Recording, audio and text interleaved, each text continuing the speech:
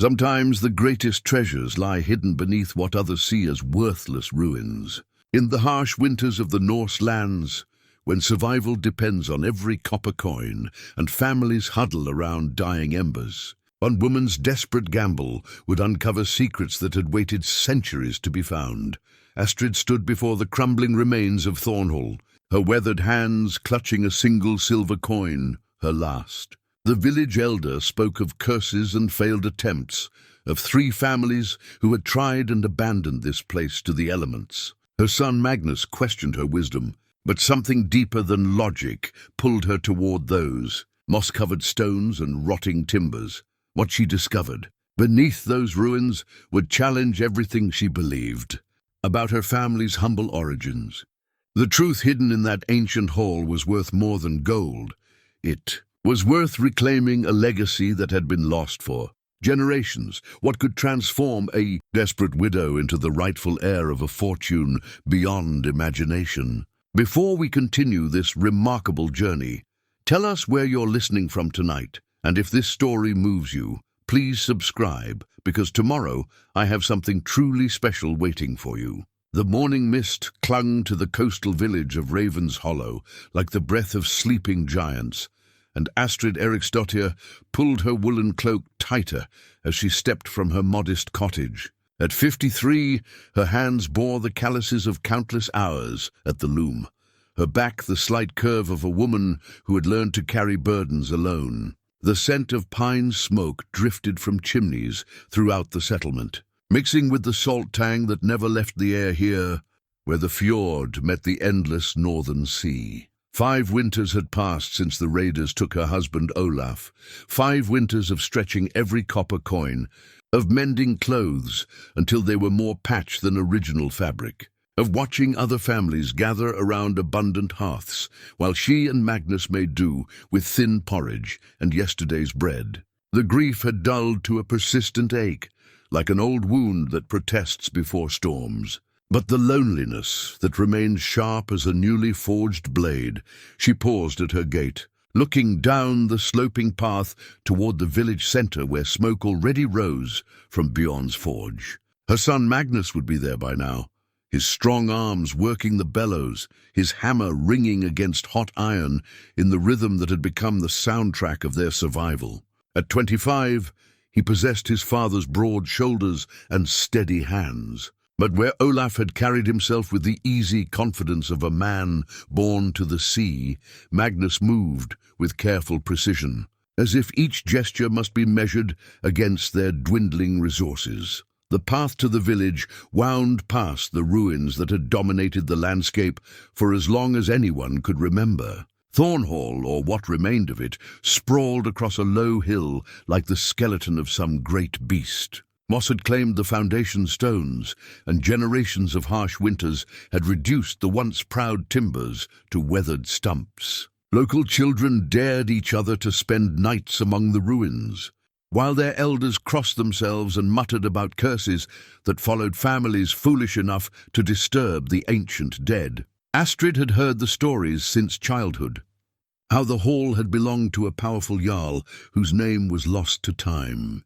How 3 families over the decades had purchased the ruins, only to abandon them when misfortune struck. Old Gunnar spoke of lights that danced among the stones on moonless nights. Widow Helga claimed the place whispered to those who listened too carefully. Even Bjorn, practical as forged iron, admitted he felt uneasy when his work took him past the ruins after dark.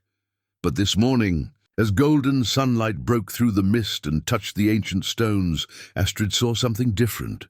Perhaps it was desperation sharpening her vision, or perhaps the morning light revealed truths that shadows concealed. The ruins weren't merely fallen timbers and crumbling stones, they were the bones of something magnificent, waiting for someone with eyes to see and courage to act. In her cottage, hidden beneath winter cloaks in an old oak chest, lay her grandmother's wooden box. She had inherited it at 16, along with stories that seemed more fanciful with each telling. Grandmother Sigrid had filled young Astrid's head with tales of hidden wealth and secret chambers, of symbols carved in stone and treasures buried beneath the roots of great trees. The box contained yellowed letters written in Old Norse, crude sketches of buildings that might have been Thornhall in its prime, and a collection of smooth stones bearing carved runes. For 37 years, Astrid had dismissed these as the romantic fantasies of an old woman whose mind wandered between memory and dream.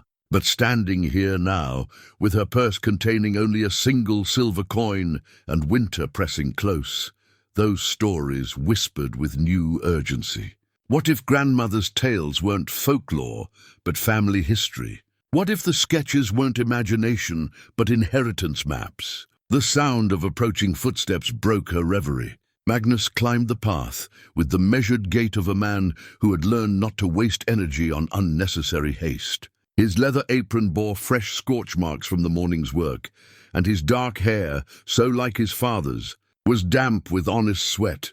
"You're up early, mother," he said, his voice carrying the gentle concern that had become their constant companion since Olaf's death. "The forge is warm if you want to break your fast there." She studied his face, strong jaw, eyes the color of storm clouds, the slight lines around his mouth that spoke of too many years spent worrying about things beyond a young man's control. Magnus had sacrificed his own dreams to keep them fed and housed, taking on responsibilities that should have been his father's. He deserved better than this hand-to-mouth existence, better than watching his mother grow grey with worry over every copper spent. "Magnus," she said, her voice steady despite the hammering of her heart, "what would you say if I told you I wanted to buy Thornhall?" He went very still, as men do when they hear words that might change everything. A fishing bird cried overhead, its voice echoing across the fjord where Olaf's ship had disappeared into morning mist 5 winters ago. "I would say," Magnus replied carefully, "that the ruins have driven 3 families to ruin, and we haven't the silver for such ventures." "1 silver coin," Astrid said, pulling the worn piece from her purse. It caught the morning light like captured starfire. "That's all Bjorn says the village council requires. 1 silver to claim what no one else wants." Magnus's expression shifted through surprise, concern, and something that might have been hope before settling into the careful neutrality he wore when discussing their finances. "Mother, that's our last silver. If we spend it on ruins—" "If we don't," she interrupted, "we'll spend this winter watching it disappear into meal and firewood. And come spring, we'll be no better than we are today." She stepped closer, close enough to see the gold flecks in his grey eyes.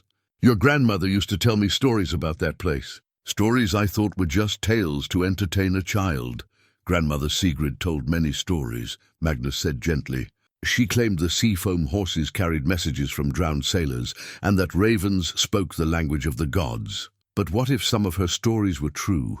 Astrid pulled the sketches from her cloak, unfolding the yellowed parchment with reverent care. "Look at this." "Really look." Magnus examined the drawing, crude but detailed, showing a great hall with soaring timbers and stone foundations that extended far beyond what they could see in the current ruins. The proportions matched, the orientation to the fjord was correct, even the distinctive curve where the hill met the water was captured in simple lines. "She drew this?" he asked, his voice quiet. "Among other things." Astrid refolded the parchment before the morning dew could damage it further. "Magnus, I know it sounds like an old woman's fancy, but something in my bones tells me there's more to those ruins than failed ventures and whispered curses." They stood in comfortable silence, mother and son, who had learned to communicate as much through what wasn't said as what was. A cart rattled past on the main road, loaded with firewood and driven by a farmer whose prosperity showed in his well-fed horses and warm furs. Astrid felt the familiar pang of envy, quickly suppressed. Envy was poison to the soul. Better to focus on possibilities than resentments. "What does your heart tell you?" Magnus asked finally. It was the question she had been asking herself since first light, when she had lain in her narrow bed, listening to the wind whistle through gaps in the cottage walls. Her heart told her that Olaf would have taken this risk, would have trusted in luck and courage and the strength of his own hands. Her heart told her that some chances came only once, and the price of safety might be a lifetime of regret. "My heart tells me," she said, "that your father didn't die so we could live like mice in the walls, grateful for crumbs and afraid of our own shadows." Magnus was quiet for a long moment, his gaze moving from the sketches to the ruins to his mother's determined face. When he spoke, his voice carried an echo of the man his father had been, steady, strong, ready to face whatever storms might come. "Then we buy the ruins," he said, "and we learn what secrets they're keeping." 3 days after the silver coin changed hands, Astrid stood in what had once been the great hall of Thornhall, breathing air thick with the scent of decay and ancient secrets. The village elder Bjorn had accepted their payment with raised eyebrows and muttered warnings about the folly of chasing dreams, but the deed was done. The ruins belonged to them now, for whatever that might prove worth. Magnus worked methodically, his blacksmith strength applied to hauling rotted timbers from what they guessed had been the main chamber. Centuries of neglect had filled the space with debris, fallen beams thick as a man's waist, stones dislodged by countless winter freezes, layers of leaves that had composted into rich, dark soil. Each wheelbarrow load revealed more of the original structure, and with each discovery, Astrid felt her grandmother's stories gaining weight and substance. "Mother, look at this," Magnus called from where he knelt beside the eastern wall. His voice carried the careful excitement of a man trying not to hope too much. "These stones aren't randomly placed. There's a pattern here." Astrid picked her way across the uneven ground, her skirts bundled to keep them clear of the debris. Where Magnus pointed, she could see it too.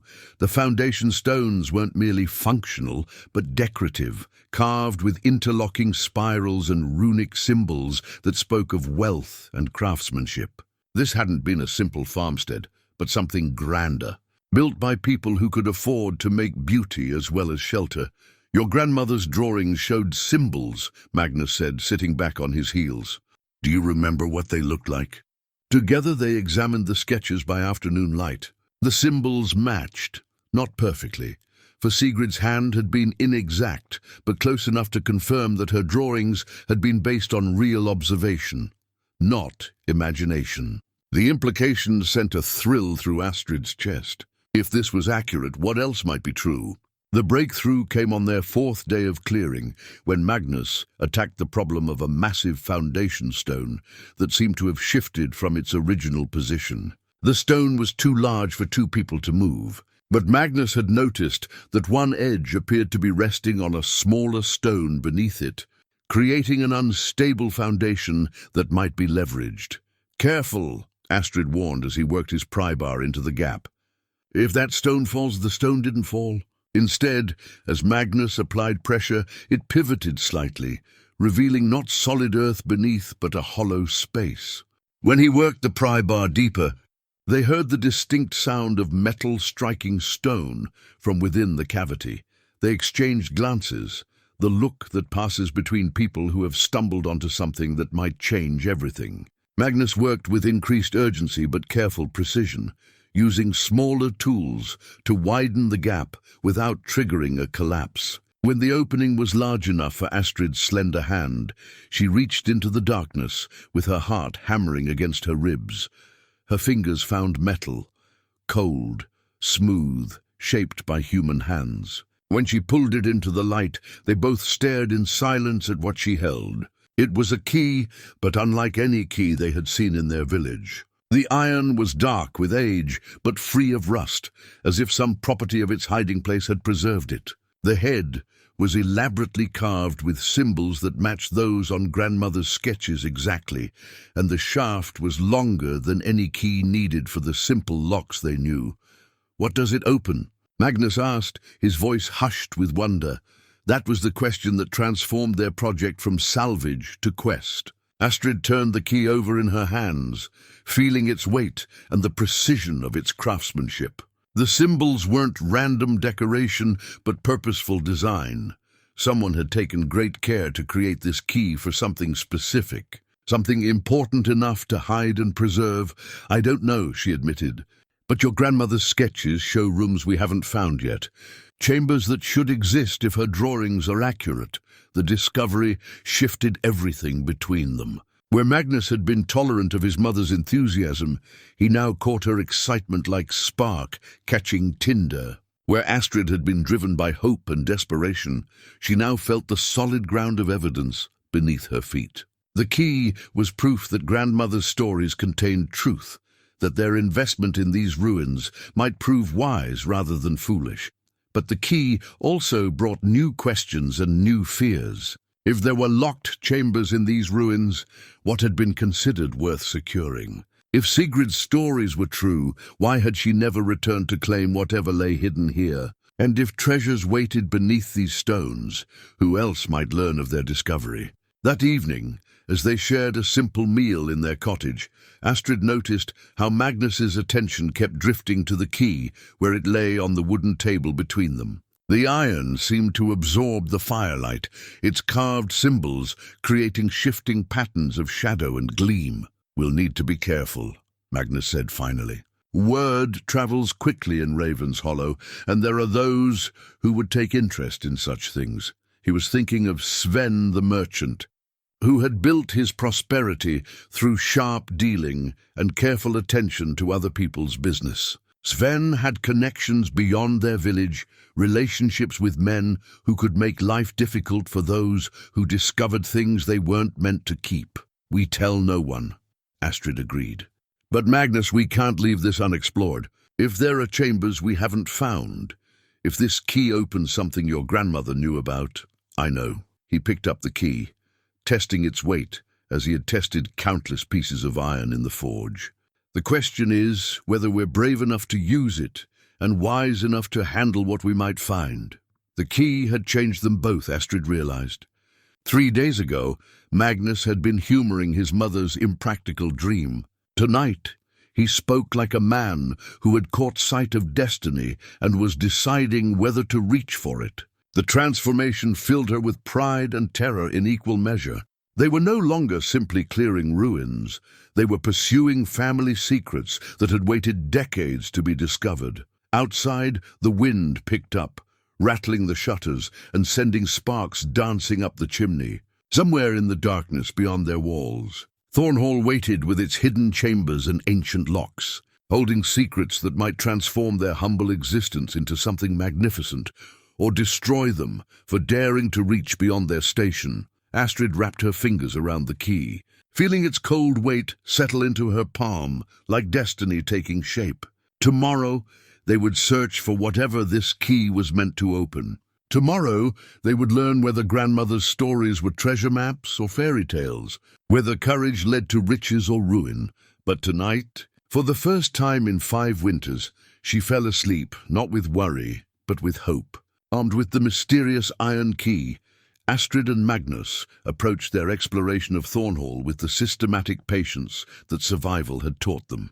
They could not afford to damage the ruins through careless haste, nor could they work so openly that curious neighbors might investigate their activities. The balance between progress and discretion required careful planning and measured effort. Each morning brought them to the ruins before the village stirred, carrying tools concealed beneath cloaks and working with the quiet efficiency of people who understood that discretion often determined the difference between success and disaster.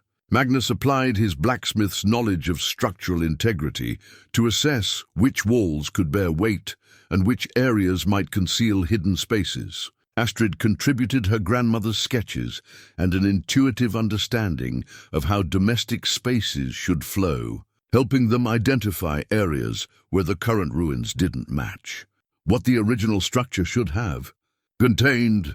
Their partnership deepened through shared physical labor and mounting excitement about each small discovery. Magnus's protective instincts gradually gave way to genuine fascination as evidence accumulated that Grandmother Sigrid's stories contained more truth than fantasy. Astrid found herself relying on her son's practical wisdom while sharing insights that surprised them both with their accuracy. The breakthrough came during their 2nd week of systematic exploration, when they focused their attention on what Magnus calculated should have been a storage area based on the building's original proportions. The space was filled with rubble and soil, but as they cleared it methodically, They began to uncover fragments of carved stone that didn't belong to the foundation. "This isn't construction debris," Magnus observed, holding up a piece of worked granite bearing partial runic inscriptions. "These stones were carved deliberately, then broken and scattered." Astrid knelt beside the largest fragment they had uncovered, brushing dirt from its surface with the careful attention of a woman who understood that some discoveries were worth more than the silver they had paid for the privilege of making them. As the soil cleared away, symbols emerged, not the simple marks of ownership or identification, but complex carved messages that spoke of importance and permanence. "The hoard beneath the roots of Yggdrasil," she read slowly, her knowledge of Old Norse sufficient to puzzle out the ancient words. "Odin's blessing upon the worthy."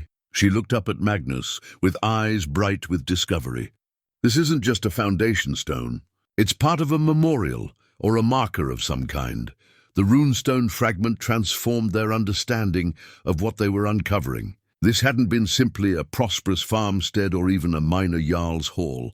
It had been connected to wealth and power, significant enough to merit permanent stone monuments. The reference to Yggdrasil, the world tree of Norse mythology, suggested either poetic metaphor or genuine religious significance. But the discovery also brought complications they hadn't anticipated. Word of their daily presence at the ruins had spread through Ravenshollow, despite their attempts at discretion. Village gossip was inevitable in a settlement where everyone knew everyone else's business, and their activities had attracted the kind of attention they had hoped to avoid.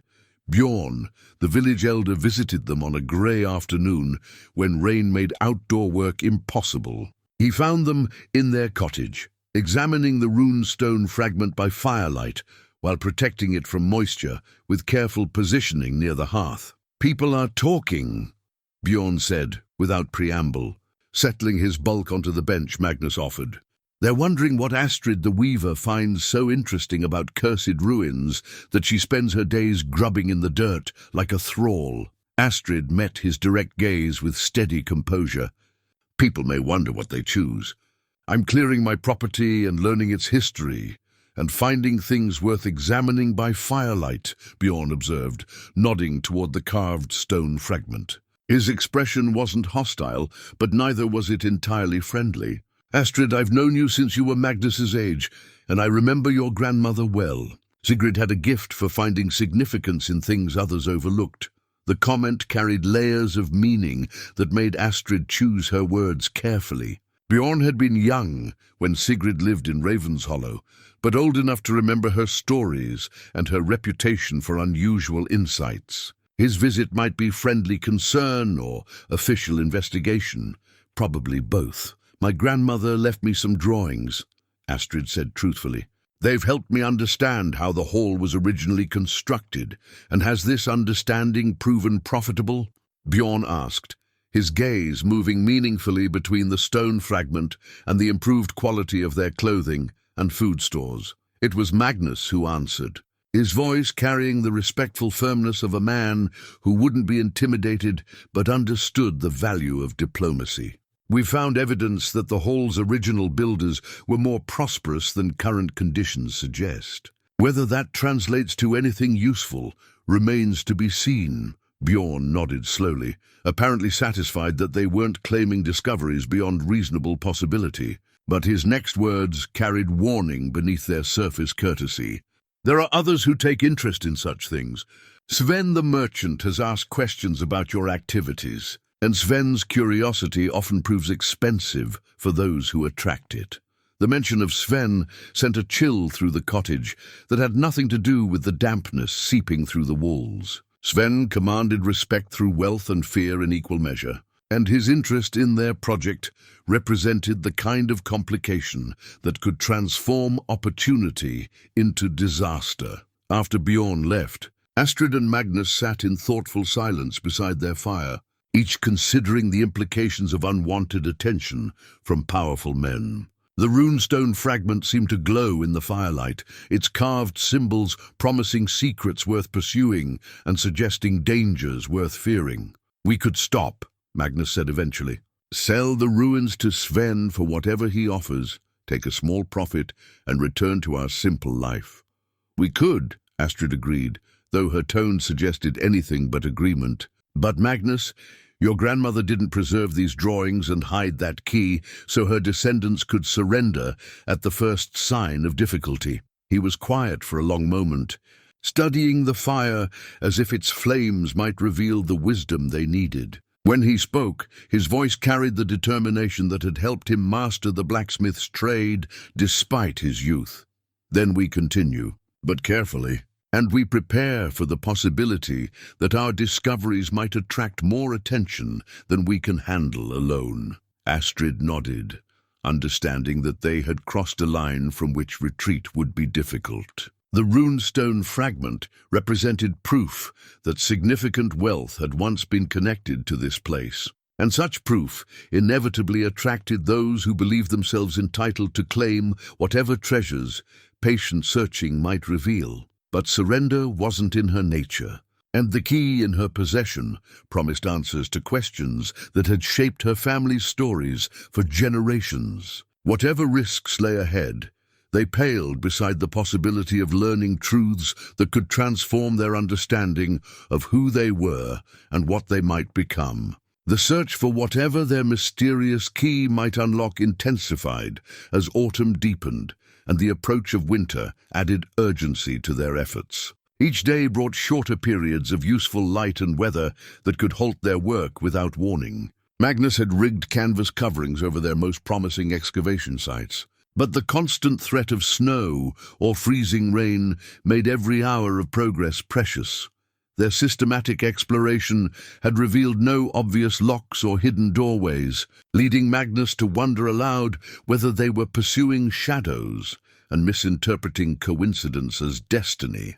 The key felt substantial in his hands, its intricate carving and preservation suggesting importance. But keys without locks were merely decorative metal, pretty to examine but worthless for any practical purpose. The discovery that changed everything came during their third week of intensive searching, when Magnus noticed irregularities in the stone flooring of what they had identified as a storage room based on its location and dimensions. Unlike the main hall's foundations, which were clearly original work, this area showed signs of later modification, stones that didn't quite match the others, mortar that appeared newer despite its age, and subtle differences in the level that suggested the floor had been raised at some point after initial construction. "This doesn't feel right," Magnus said, kneeling to examine the inconsistencies more closely. "These stones have been moved and reset, probably more than once." Working together, they began the delicate process of lifting the suspect stones without damaging whatever lay beneath. The work required patience and precision. Too much force could collapse whatever structure existed below, while too little might leave them working for days without meaningful progress. Magnus's blacksmith training served them well, as he understood leverage and stress in ways that prevented disaster.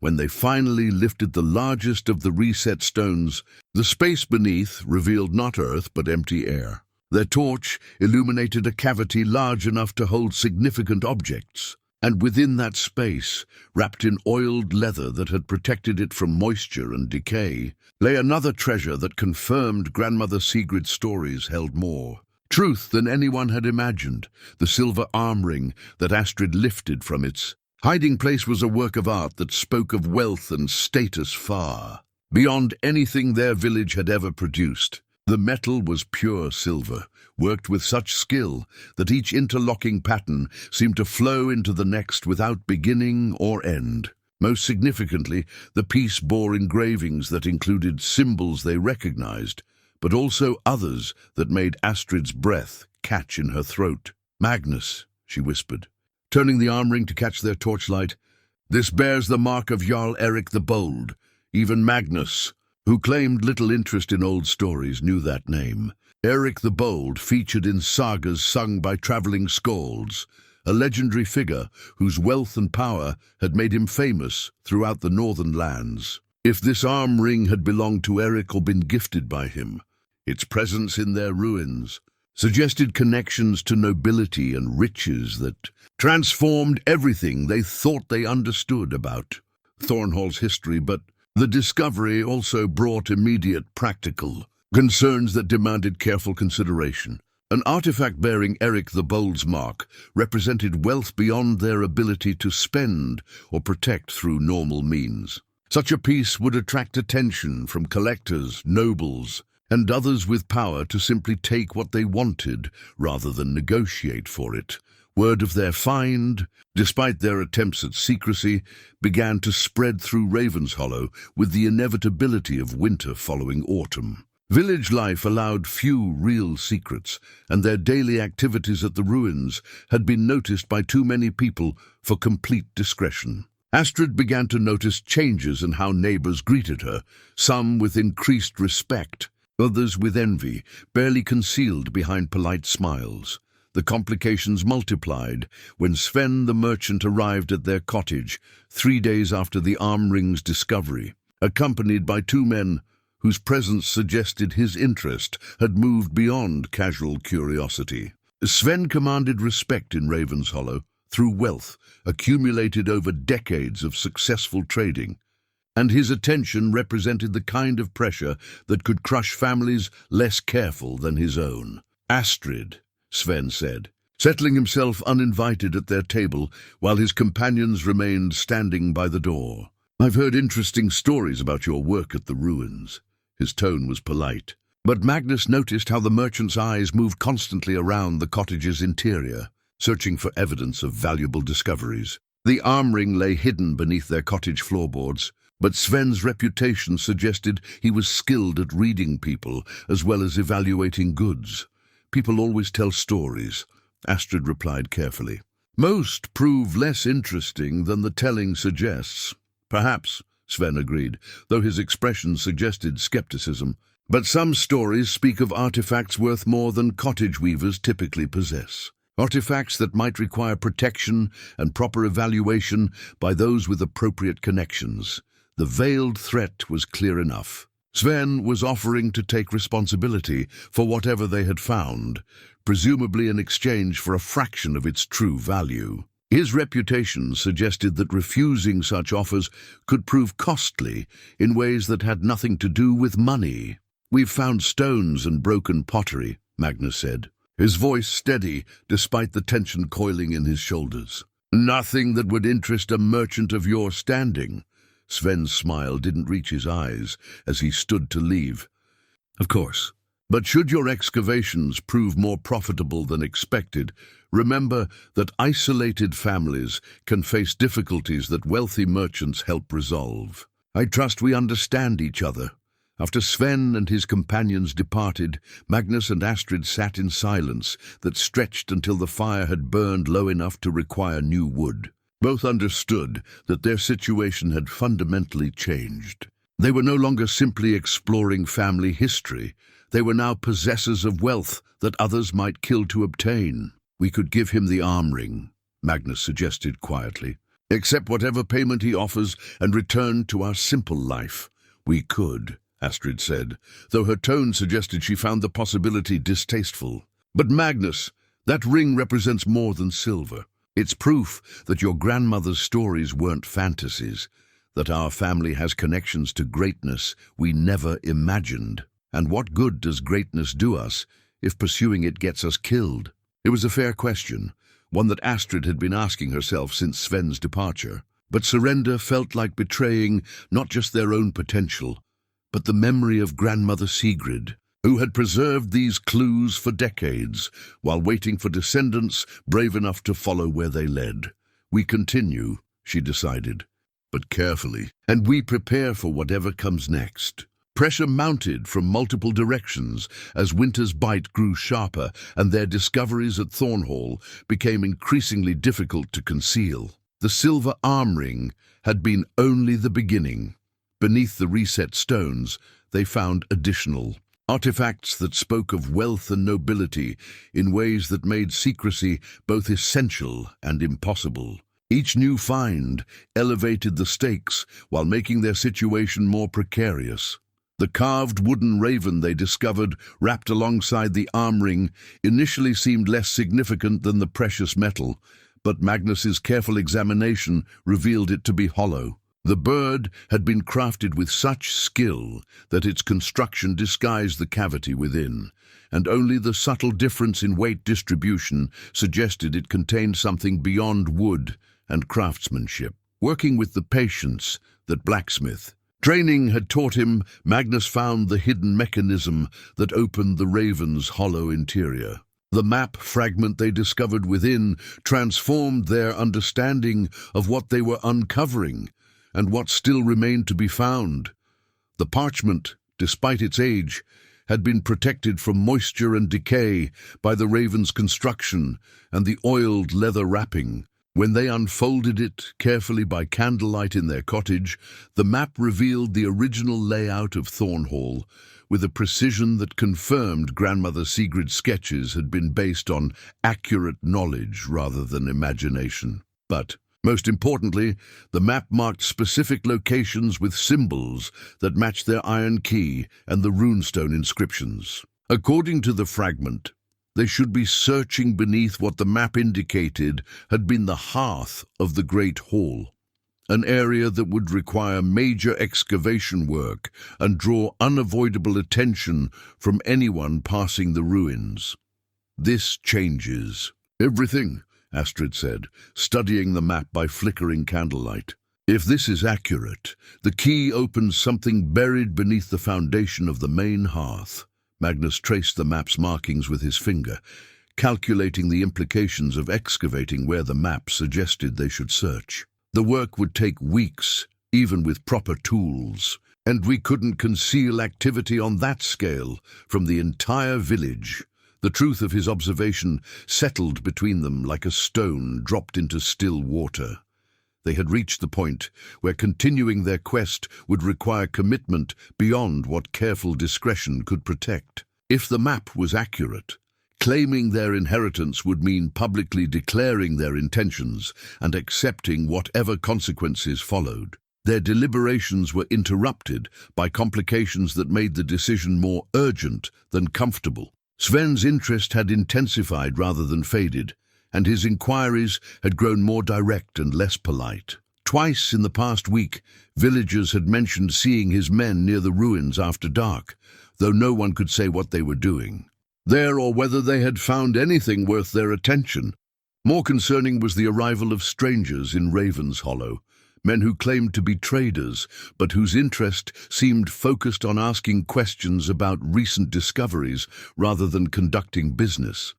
Their presence suggested that word of valuable artifacts had spread beyond their village, attracting attention from people with resources and connections that could overwhelm any resistance Astrid and Magnus might offer. The crisis came when Helga, Astrid's closest friend since childhood, visited their cottage with news that made their situation untenable. Helga's husband worked as a laborer for various merchants, and his recent employment had brought him into contact with men who were asking detailed questions about the ruins and the family who had purchased them. "They know about the arm ring," Helga said without preamble, settling herself by their fire with the familiarity of decades of friendship.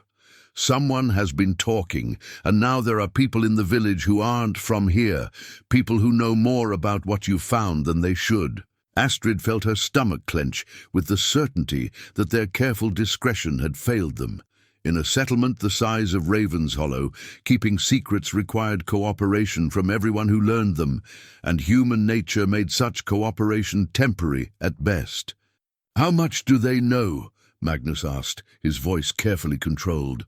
"Enough to know you found silver artifacts bearing noble markings," Helga replied. "Not enough to know what else you might have discovered, or where you've hidden what you've found." The distinction was significant, but temporary.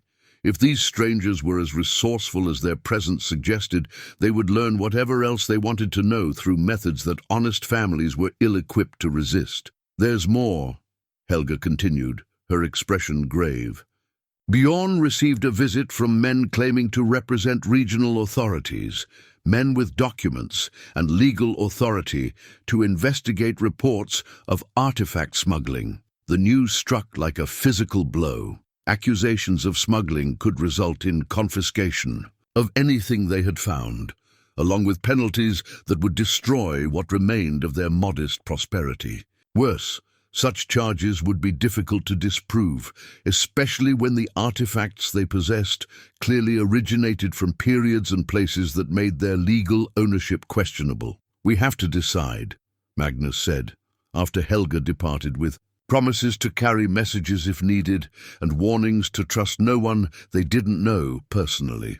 "Continue and risk losing everything, or surrender what we've found and hope Sven's protection proves sufficient." It was the choice Astrid had been dreading since they first discovered the Iron Key. Safety lay in submission, giving Sven or the authorities whatever they demanded, and returning to their humble existence with whatever compensation such powerful men deemed appropriate. But surrender would mean abandoning not just potential wealth, but the truth about their family's history, the answers to questions that had shaped Grandmother Sigrid's stories and dreams. "The map shows one location," Astrid said, her voice steady despite the fear coiling in her chest.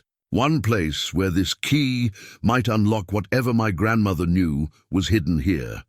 If we're going to risk everything, shouldn't we at least discover what we're risking it for?" Magnus was quiet for a long moment, weighing practical wisdom against the pull of mystery that had already carried them further than either had imagined possible. When he spoke, his voice carried the determination that had helped him master ironwork despite his youth. "Then we excavate the hearth," he said, "quickly, before the strangers learn enough to stop us, and we prepare for whatever consequences follow." The decision felt like stepping off a cliff into darkness, trusting that something solid would catch them before they struck ground. But some choices, Astrid realized, couldn't be made through careful calculation of risks and benefits. Sometimes, courage meant accepting uncertainty and trusting that truth and determination would prove stronger than fear and greed. Outside their cottage, snow began to fall, the first real storm of winter, bringing both concealment for their activities and urgency to complete their work before weather made excavation impossible. The hearth awaited, and with it, the answers that had been buried beneath stones, and time for longer than anyone in Raven's Hollow could remember. The bronze mirror they discovered hidden behind what had appeared to be a solid wall changed everything about how Astrid understood her connection to Thornhall and the legacy her grandmother had preserved. The secret chamber they found was small, barely large enough for one person to stand comfortably, but it had been constructed with the same careful attention to detail that marked all of the hall's original work. Magnus had noticed the wall inconsistency while examining structural damage from their hearth excavation. One section of stone didn't quite match the others in color or texture, suggesting it had been added after the original construction. When they carefully removed the newer stones, they revealed a hidden space that contained personal effects from the hall's original inhabitants. The bronze mirror dominated the small chamber, its surface polished to such perfection that it seemed to capture and hold light, even in their flickering torch glow. The craftsmanship exceeded anything Astrid had seen. The metal had been worked with skills that spoke of noble patronage and masterful technique. Around the mirror's edge, intricate engravings depicted scenes from Norse mythology with such detail that each figure seemed ready to step from the bronze into life. But when Astrid first looked into the mirror's surface, she experienced something that transcended simple reflection. The bronze seemed to shimmer with depths that natural metal shouldn't possess, and for a moment that stretched beyond normal time. She saw not just her own weathered face, but echoes of other women who had gazed into this same surface. "Mother?" Magnus's voice seemed to come from a great distance. Though he stood beside her in the small chamber, she blinked, and the vision, if vision it had been, faded, leaving only her own reflection staring back from perfectly polished bronze. But the experience had triggered memories she hadn't accessed in decades. connections to family stories that suddenly carried new weight and meaning. "Your grandmother used to tell me about a mirror," Astrid said slowly, her voice filled with wonder and growing understanding. "A bronze mirror that showed not just faces but truths. I thought it was metaphor, poetry to make stories more interesting." Magnus examined the mirror's construction with the practical eye that blacksmith training had given him. But even his systematic approach couldn't diminish the sense that they had discovered something beyond normal craftsmanship. The bronze showed no signs of tarnish or age, as if some property of its creation or storage had preserved it in perfect condition. "There are other things here," he observed, indicating wooden chests and leather bundles that filled the chamber's remaining space. Personal effects by the look of them. Things someone wanted to preserve. Together, they examined the chamber's contents with the reverence due to items that had waited decades for discovery. The wooden chests contained clothing of exceptional quality, silk and fine wool worked with embroidery that spoke of wealth and status. The leather bundles held documents written in various hands, some in Old Norse, others in scripts neither could read, but it was the family records that transformed their understanding of what they had inherited. Among the documents, they found genealogies that traced bloodlines back through generations of nobles and jarls, records that placed the name Thornsdottir prominently among the hall's original owners. When Astrid found her grandmother's true name listed as Sigrid Thornsdottir, the last surviving daughter of the hall's final lord, the implications struck like lightning.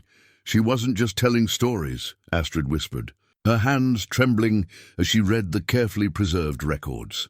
"She was preserving our family history, our legal claim to this place." The revelation recontextualized everything: why Sigrid had known the hall's layout, why she had preserved the sketches and the key, why she had filled young Astrid's head with tales of hidden wealth and ancient nobility. The stories hadn't been fantasies, but inheritance instructions, passed down through generations until someone had the courage to act on them.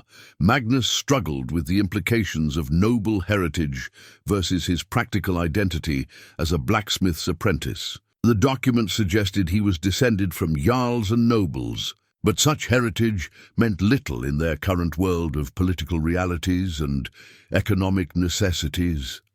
"Even if this is all true," he said, "even if we're the rightful heirs to this place, that doesn't mean anyone will honor such claims. The world has changed since these documents were written." "Perhaps," Astrid agreed, though her tone suggested she found the possibility less discouraging than he did. "But Magnus, we're not just treasure hunters anymore. We're the rightful owners, reclaiming our ancestral home." The distinction elevated their quest from opportunistic adventure to righteous restoration, but it also increased the dangers they faced. Rightful claims to valuable properties attracted different kinds of attention than simple artifact hunting, and their enemies would respond differently to legal challenges than to theft. The mirror seemed to pulse with inner light as they worked in the chamber, and more than once Astrid found herself pausing to gaze into its surface. Each time, she caught glimpses of truths that extended beyond simple reflection, moments when she saw not just herself, but the woman she could become, the legacy she might claim, the courage that waited to be summoned when circumstances demanded it. "We need to prepare," she said finally, wrapping the mirror carefully in silk cloth from one of the chests. "If we're going to claim this place as our inheritance, we need to be ready for whatever response that brings." Magnus nodded, understanding that they had passed beyond the point where retreat remained possible. The documents and artifacts they had discovered represented not just wealth, but legal proof of their heritage, evidence that could support their claims in courts and councils, if they lived long enough to present such evidence.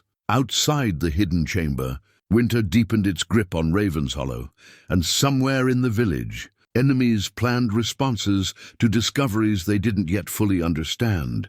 But in the secret room, where their ancestors had preserved the truth about their family's greatness, Astrid felt the courage of generations flowing through her veins like warm wine. The mirror had shown her who she could become. Tomorrow, she would begin the work of becoming that woman. The golden talk that emerged from the sealed chamber beneath the ancient hearth was more than treasure. It was the key to understanding everything Astrid thought she knew about her family, her heritage, and her right to stand in this place. Following the map fragment's precise markings, they had excavated with desperate urgency as winter storms threatened to halt their work permanently. And what they discovered beneath the foundation stones defied even their expanded expectations.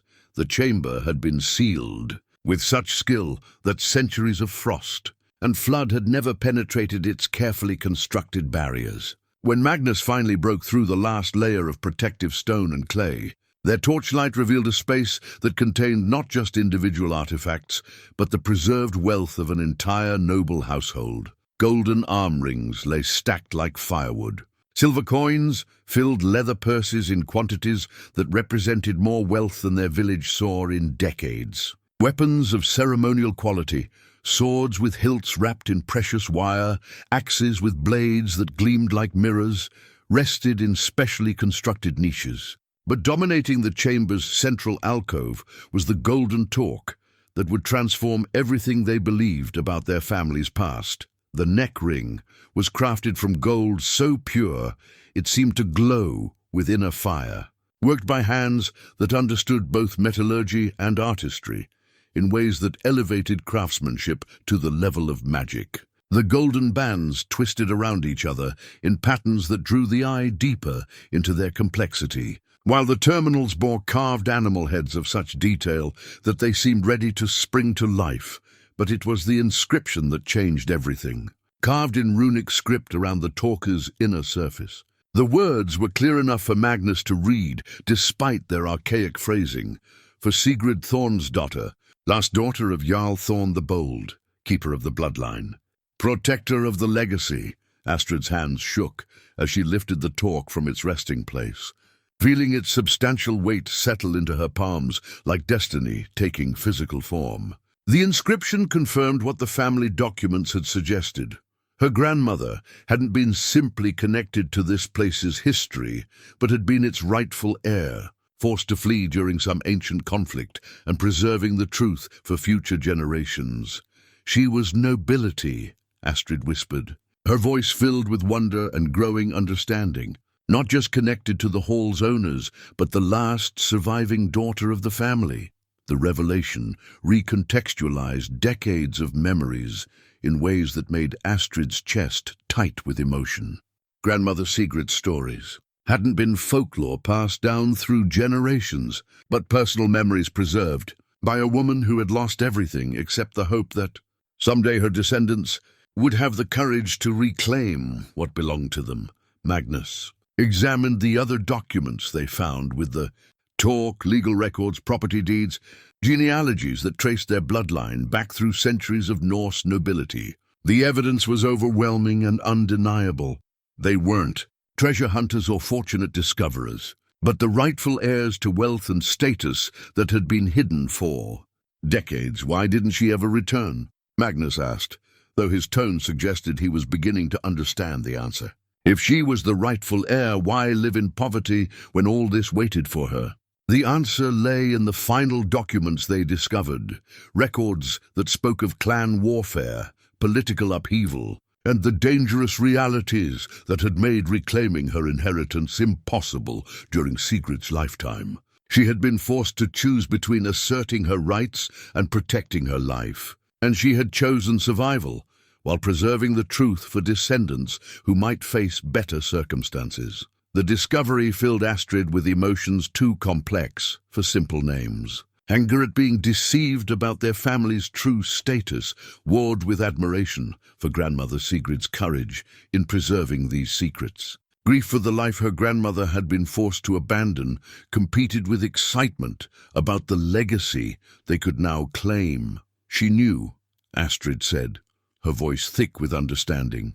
She knew that someday someone would be brave enough to follow the clues she left, strong enough to face whatever dangers came with claiming our true heritage. But the truth also elevated the stakes beyond anything they had previously faced. They were no longer simply village folk who had stumbled onto valuable artifacts. They were the legitimate heirs to a noble estate, possessors of legal claims to wealth and status that others would kill to obtain or destroy. Magnus struggled with implications that challenged everything he understood about his place in the world. Yesterday he had been a blacksmith's apprentice, content with honest work and modest ambitions. Today he learned he was descended from jarls and nobles, heir to wealth that could reshape their entire existence. Even if all this is true, he said, gesturing toward the treasure chamber's contents, even if we have legal right to this wealth, that doesn't mean we can simply claim it without consequences. There are people who won't accept our rights, regardless of what evidence we present. Then we make them accept it, Astrid replied, her voice carrying new authority as she held the golden torque. We present our evidence, assert our claims, and stand ready to defend what belongs to us. The transformation in her manner was subtle, but unmistakable.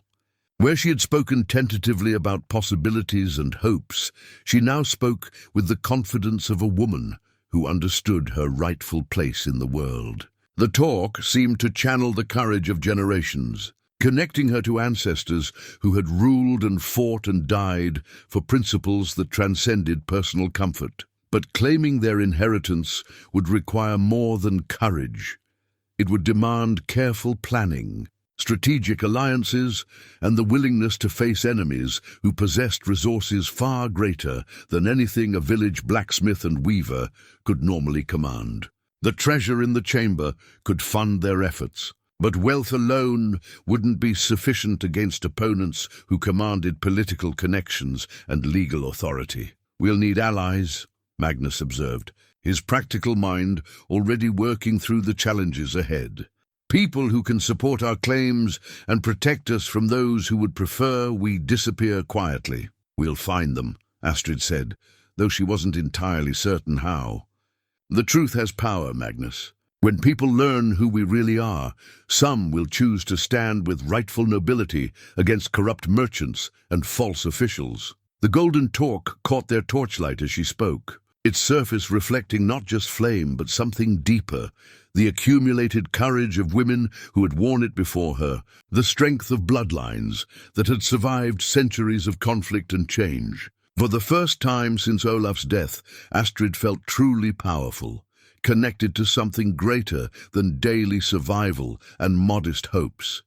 Tomorrow they would begin the work of reclaiming their birthright. Tonight they would plan for a battle that would determine whether justice and heritage could triumph over greed and corruption in a world that favored the strong over the righteous. With the truth revealed and their heritage confirmed beyond doubt, Astrid and Magnus faced the greatest challenge, yet transforming legal rights into practical reality while surviving the response of those who had grown comfortable, profiting from what rightfully belonged to others. Sven's arrival with a larger force had been inevitable, but the scope of his preparation suggested he understood far more about their discoveries than they had hoped. The war horn they found among their family treasures became central to their desperate preparations. Carved from mammoth tusk with such skill that it seemed almost alive, the horn bore inscriptions that identified it as a ceremonial piece used to summon the hall's traditional allies in times of crisis. Magnus was skeptical about its practical value in their current situation, but Astrid understood its symbolic power, a connection to their ancestors and a tool that might rally support from unexpected sources. He's given us one day, Magnus reported after returning from the village, where Sven's men had made their ultimatum publicly known. Tomorrow at dawn, we surrender all claims to the hall and everything we've found, or he takes possession by force with the backing of regional authorities. The legal maneuvering was as threatening as the implied violence. Sven had somehow obtained documents that challenged their ownership of the ruins, supported by officials whose authority could override local traditions and property rights. Without powerful allies or legal representation, their claims would crumble regardless of how legitimate their heritage might be. But Astrid had spent the day in careful preparation that went beyond simple defiance. The family documents included more than genealogies and property records. They contained correspondence that revealed political connections their ancestors had maintained, relationships that might still carry weight if properly invoked. More importantly, they included legal precedents that established how noble inheritances should be recognized and protected. "We're not just defending our property," she explained to Magnus as they worked through the evening, organizing evidence and preparing their final strategy. "We're asserting our rightful status as nobility, with all the protections and privileges that such status should provide." The distinction was crucial. Village folk could be intimidated or overwhelmed by merchants with political connections, but legitimate nobles commanded respect and legal protections that even corrupt officials hesitated to challenge directly. Their success would depend on convincing witnesses that their claims were genuine and their heritage undeniable. Magnus had used his connections among the village craftsmen to spread word of their discoveries and the evidence they had uncovered. The response had been mixed. Some neighbors viewed their claims with skepticism, others with envy, but a significant number expressed support for the idea that rightful heirs should reclaim what belonged to them rather than surrendering it to greedy outsiders. "Bjorn will be there," Magnus reported, "and Helga has convinced her husband to stand with us. 3 of the other blacksmiths say they'll support legitimate claims against Sven's manipulation. It wasn't an army, but it represented something more valuable: community support from people who had grown tired of watching powerful merchants override local traditions and honest rights. If they could present their evidence convincingly, these allies might provide the witness and moral authority needed to legitimize their claims." The evening before their confrontation, Astrid donned the golden torque for the first time, feeling its weight settle around her neck like a crown taking its rightful place. The transformation was immediate and profound. Where she had been a desperate widow, gambling everything on faded family stories, she now stood as Astrid Thorn's daughter, rightful heir to a noble legacy that had been preserved through generations of sacrifice and hope. Magnus watched his mother's transformation with wonder and growing pride. The woman who placed the ancient family sword at her side was no longer the careful weaver who had counted every copper coin. She was nobility claiming her birthright, ready to face whatever challenges that claiming might require. "Mother," he said quietly, "tomorrow changes everything regardless of what happens. Are you ready for that?" She met his gaze with eyes that reflected not fear, but determination tempered by wisdom. The mirror's revelations had shown her the woman she could become, and the talk connected her to the strength needed for that becoming. Tomorrow would test whether courage and righteousness could prevail against corruption and greed. "I'm ready," she said, her voice carrying the authority that generations of noble ancestors had bequeathed to her. "The question is whether our enemies are prepared for what they'll face when they try to take what belongs to us." Outside their cottage, snow fell steadily, creating the kind of pristine landscape that made the world seem newly born and full of possibilities. In the distance, Thornhall waited in darkness, its restored chambers holding treasures that represented more than wealth. They held the vindication of dreams, the restoration of justice, and the triumph of heritage over mere power.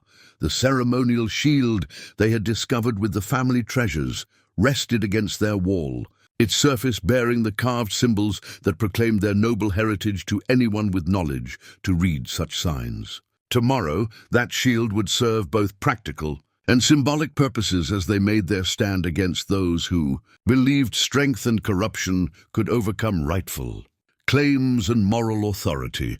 Magnus had spent hours preparing their evidence, organizing documents, polishing artifacts, arranging everything in ways that would present their heritage most convincingly. The legal records alone should be sufficient to establish their claims. But he understood that tomorrow's confrontation would be decided as much by courage and conviction as by paperwork and precedent. "Whatever happens," Astrid said, as they prepared for what might be their final night in the cottage that had sheltered them through years of modest struggle. We've learned the truth about who we are and what we're meant to become. That knowledge is worth whatever price we might pay for it.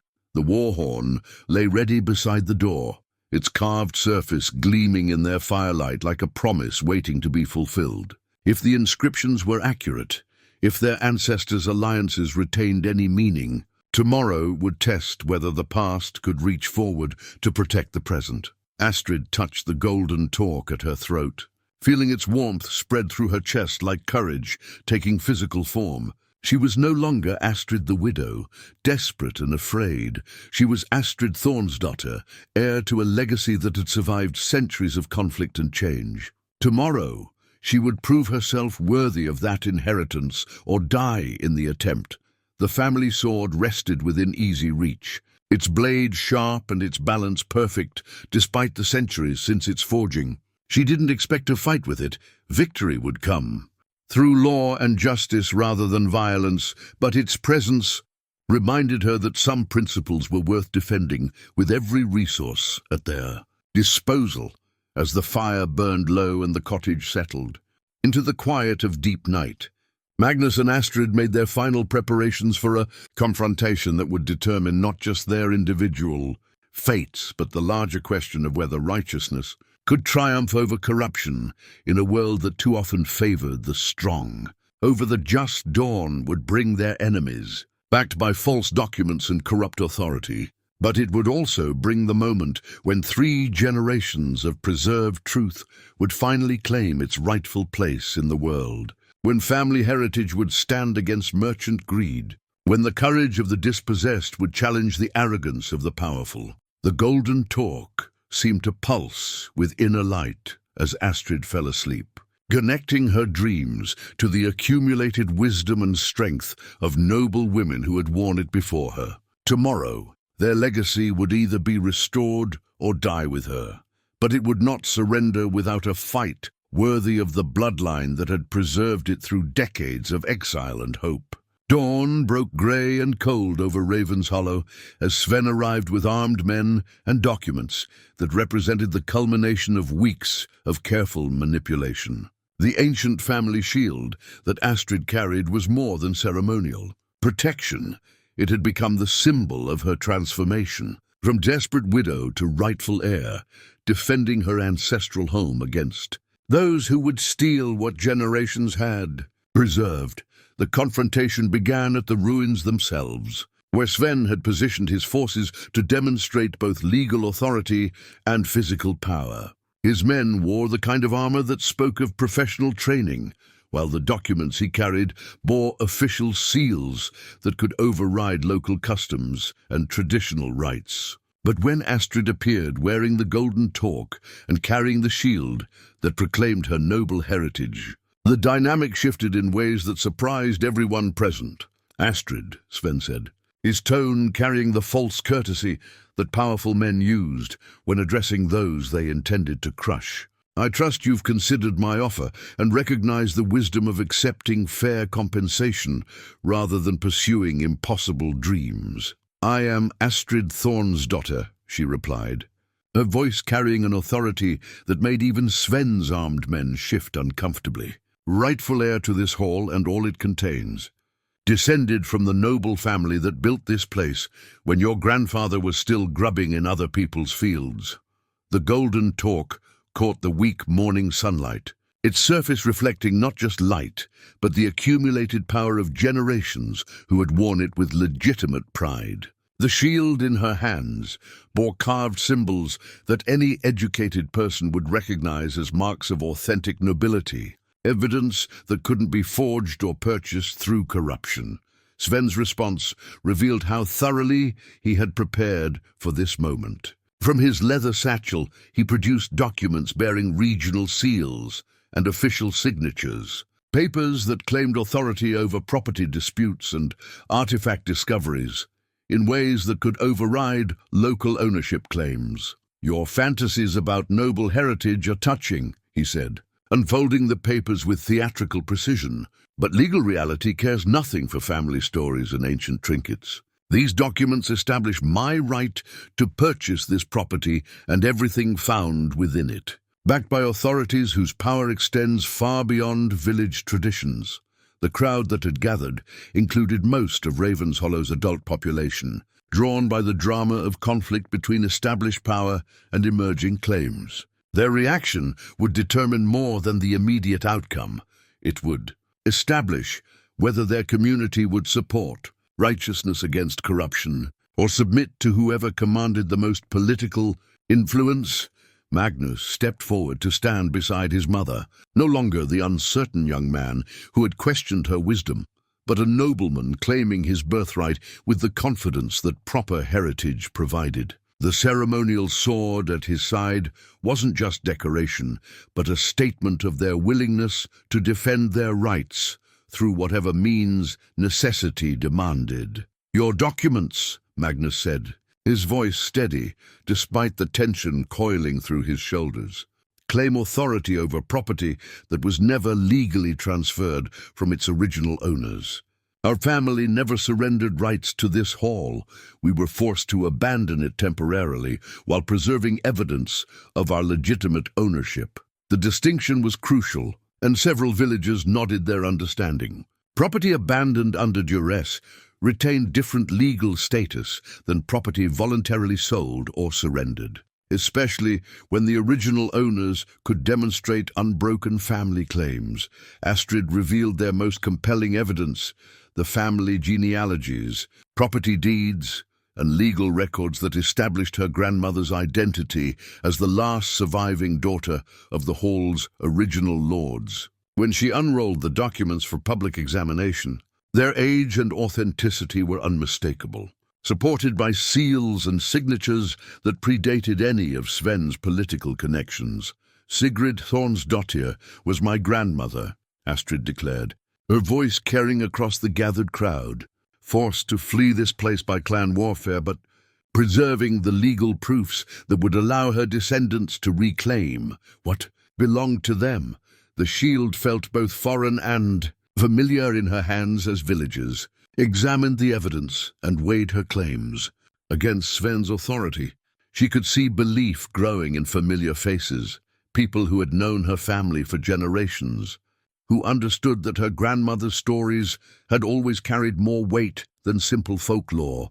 But Sven had prepared for legal challenges as thoroughly as he had arranged political backing. His counter-documents claimed that prolonged abandonment invalidated original ownership rights, that valuable artifacts required protection by properly authorized individuals, that village folk lacked the knowledge and resources to preserve historical treasures appropriately.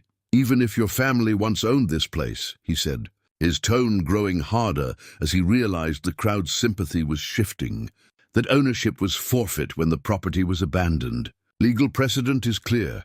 Hereditary claims require continuous habitation or formal legal preservation. The argument carried enough legal sophistication to give his supporters grounds for backing his position. But it also revealed the weakness in his approach. His claims depended on technicalities and political manipulation rather than moral authority or community recognition. And such foundations could crumble when challenged by genuine righteousness, backed by popular support.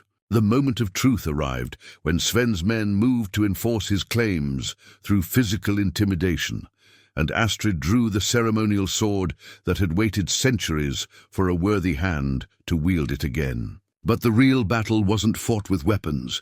It was won through courage, heritage, and the power of truth witnessed by an entire community that had grown tired of watching corruption triumph over justice. The sword felt perfectly balanced in her grip, as if it had been forged specifically for her hands rather than crafted centuries before her birth. The blade caught the morning light like captured starfire, its surface bearing inscriptions that proclaimed the noble bloodline of its rightful bearers. When she raised it not in threat but in proclamation, the gathered villagers understood they were witnessing something beyond simple property dispute. "This blade was carried by my ancestors," Astrid declared, her voice carrying across the ruins with authority that made even Sven's armed men hesitate. forged for the defense of righteous claims and the protection of legitimate inheritance.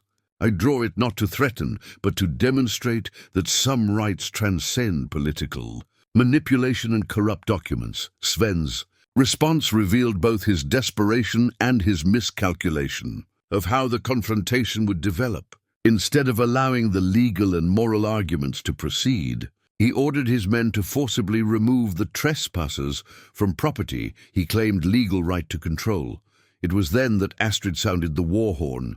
The ancient instrument's deep, resonant call echoed across the fjord and through the surrounding valleys, with a power that seemed to draw strength from the earth itself. The sound was unlike anything the villagers had heard, not the simple blast of a hunting horn or signal trumpet, but something that carried the accumulated authority of generations who had used it to summon aid in times of desperate need. The response astonished everyone present, including Astrid herself. From the surrounding hills and neighboring settlements came answering calls, other horns responding to the ancient summons, voices raised in support of rightful claims against corrupt authority. Within moments, the small crowd of villagers had swelled to include people from throughout the region, drawn by the horn's call and the promise of witnessing justice.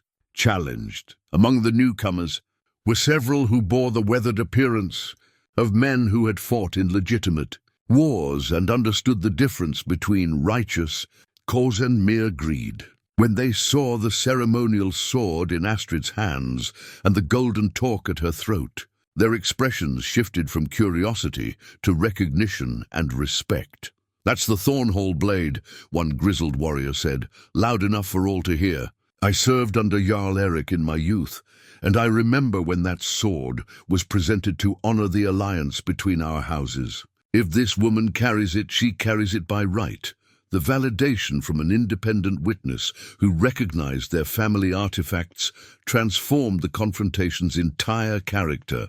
Sven's claims to legal authority suddenly seemed hollow when challenged by community recognition of legitimate noble heritage, supported by evidence that no amount of political manipulation could dismiss. But the ceremonial sword represented more than historical proof.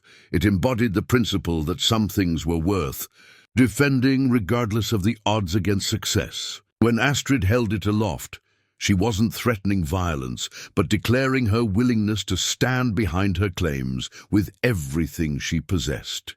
"Your documents," she said to Sven, her voice steady and clear, "speak of legal technicalities and bureaucratic authority. But this blade speaks of blood and heritage, of rights that predate your political connections and will outlast your corrupt arrangements." The gathered crowd could see the difference between manufactured authority and authentic nobility, between claims based on paperwork and inheritance, proven through artifacts that couldn't be forged or purchased. When Magnus stood beside his mother with the family shield, they presented a picture of legitimate heritage that resonated with traditional values in ways that bureaucratic manipulation never could. Sven's position crumbled as community support crystallized around Astrid's claims, and his own supporters began to question the wisdom of opposing such obvious legitimacy.